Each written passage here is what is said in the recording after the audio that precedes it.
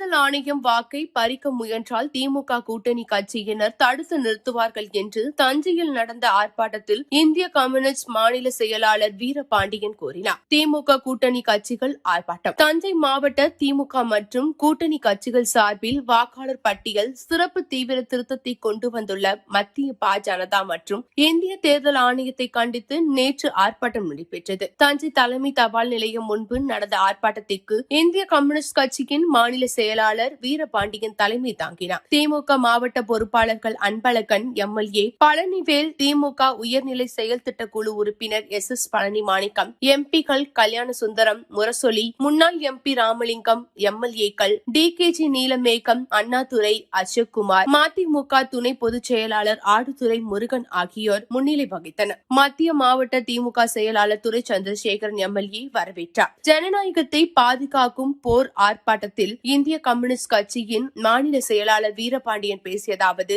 மத்திய அரசின் கைப்பாவையாக தேர்தல் ஆணையம் மாறி வாக்காளர் பட்டியல் சிறப்பு தீவிர திருத்த பணிகளை செய்து வருகின்றது. இதனை எதிர்க்கட்சிகள் அனைத்தும் கண்டித்துள்ளன. பீகார் மாநிலத்தில் நடந்த வாக்காளர் பட்டியல் சிறப்பு திருத்த பணியில் 65 லட்சம் வாக்காளர்கள் நீக்கப்பட்டுள்ளனர். இவற்றில் பெரும்பாலானவர்கள் சிறுபான்மை மக்கள். எனவே வாக்காளர் பட்டியல் சிறப்பு தீவிர திருத்த பணியை கண்டித்து சட்ட ரீதியாகவும் சந்திப்போம், மக்களை ஒன்று திரட்டியும் சந்திப்போம் என அனைத்து கட்சி கூட்டத்தில் முதலமைச்சர் மு.க.ஸ்டாலின் அறிவித்தார். முதலமைச்சர் தொடங்கிய இந்த போர் ஜனநாயகத்தை பாதுகாப்பதற்கான போராகும். தடுத்து நிறுத்துவார்கள். வாக்குரிமையை காக்க முதலமைச்சர் தொடங்கியுள்ள இந்த போராட்டம் தொடரும். நாடாளுமன்ற ஜனநாயக உயிர் நம்மிடம் இருக்கின்ற வாக்கில் இருக்கின்றது. அந்த வாக்கை பறிப்பதற்கு தேர்தல் ஆணையம் முயன்றால் அது தமிழக மண்ணில் நடக்காது. எங்கள் கூட்டணியினர் தமிழக மக்கள் தடுத்து நிறுத்துவார்கள். நாங்கள் தான் வெல்வோம் என்று அவர் பேசினார்.